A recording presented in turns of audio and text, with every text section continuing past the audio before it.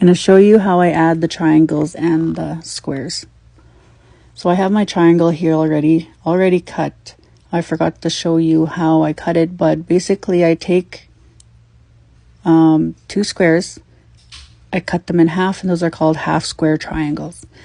I took one of them, and as you can see, how I measured it was I went over about 1 inch on each side,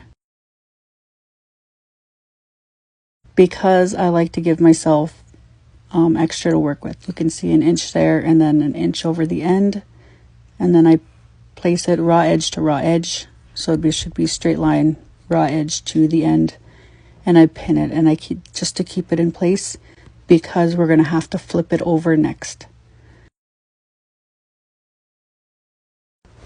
All right, now that it's pinned, we're going to flip it over. Where I am placing my finger right now is where we are gonna start sewing. So I'm just getting it all ready here, and I'm basically just making sure everything's laying straight. It's nice, and then I'm gonna adjust the camera here so I can kind of show you a little closer.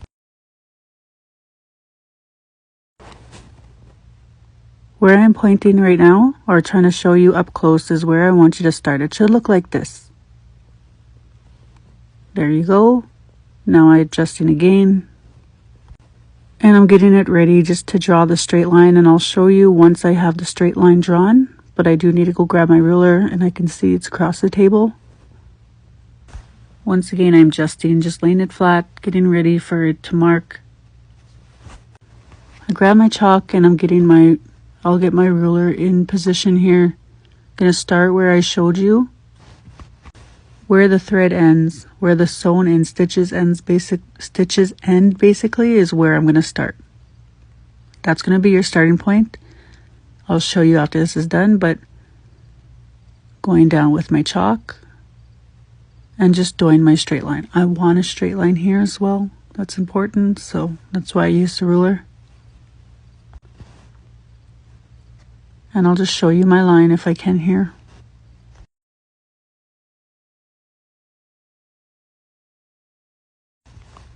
Alright, so I marked down my seam allowance where I'm going to sew, and as you can see, I didn't go all the way down from my previous line. It's going to shift, just a minute.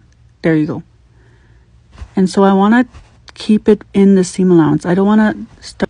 I know I just said start where the line ends, but obviously I didn't go down enough, and I'm kind of showing you here that I didn't go down enough. So I'm just going to stick with this line, and I'm going to sew it on the line. So I went and sewed it, and I'll show you what I did here up close. Oh my goodness. I'm a terrible cameraman. You can see I left a little bit open because I'm trying to keep it in the seam allowance. And what I'm going to do, I'm going to go back a step, and I'm going to sew there, and I'm going to bring it down to where I just started on this line here and close that space. So I can show you kind of here that I am going to put these 2 diamonds together, and I'm going to bring that seam allowance down so that they match. Excuse my awkwardness and my camera filming, but yes, I'm going to sew that there. Okay, I went and did it. I'll show you now. See, I brought it down, and that's how you want it to look. I hope that makes sense. All right, on to the next step. Lay your star flat again. So you want your whole star, you want it all to be laying flat, lying down flat. That's what I do. And then I go back and I put this triangle looking just like that, and I'll make it lie flat. And right now I'm just adjusting. I'm kind of giving myself a little bit more room to work with. I like my star flat, laying flat, so I need space because it is a big star. And the next thing you do is you're going to take your triangle, and you're going to fold it over just how I have it here. I like to finger press it down so I know it's laying straight. And I'm just trying to get this triangle basically to lay straight. I'm adjusting it to my star, so I need it to lie flat. So what I'm going to do here is I'm going to just kind of mark my seam allowance with my finger. I'm going to go to right here between the turquoise and pink, and I'm going to figure where my seam allowance is. I'm just going to mark it with my finger just to show you. I'm just eyeing it out basically, making sure everything lies flat. Because I know this is how it's going to lie flat. So I know this is how it's going to fit for it to lie flat. I picked right there, obviously, is my spot, there or there. And I'm just marking it with my finger basically. And my nail there. And I'm just going to like make a dent with my finger to show where it is. Like to show where it fits basically. This is how I do it because it makes sense to me in my head. I'm trying my best to explain how it works for me. So I have it marked there. And I'm going to flip its like little star legs. Don't ask me why I call it that. My mind just, for some reason, labeled it like that. But, but you flip its little legs up. Okay, moving on. You can see I'm adjusting. I have it there. And I'm trying to make everything flat. So take note here how I have everything flat. Not only from this side, on the other side as well. I'm sorry, I don't think I zoomed in on the other side, but yes, I pointed there. You'll want it straight across, basically. You want the diamond underneath here, and you want this white thing to lie flat. And I'm showing you right now, you can see the mark I made.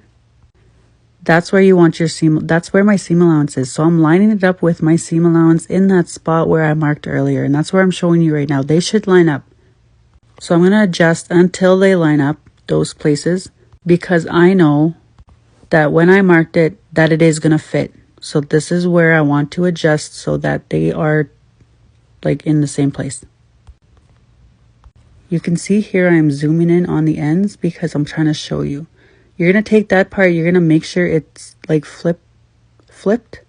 Yeah, so that it's laying straight. The diamond part underneath, I want it flat. Kind of moves quickly, but take a screenshot. This is how it should look. Flat there. So just kind of take note, this area, this is how it should look. Take a screenshot.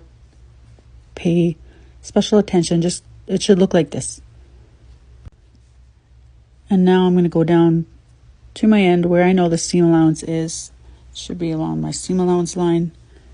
As you can see, it is. Maybe I need to, oh no, it's good. And I'm just going to mark with a ruler, kind of basically from my starting point there, right there to there, and I'm just going to line it up, straight line all the way down. Put your ruler there. All right, I'm lining it up from those 2 points basically where I showed you, and then I'm just going to mark it with a chalk. Make sure the line is straight. Straight. Now I'm just going to mark the end where the end is basically. That's what I'm doing there. Just so I know where to stop and where to backstitch. And then here I'm just going to put the pins in to keep it in place while I sew. All right, I sewed it, and now I'm just going to take the pins out.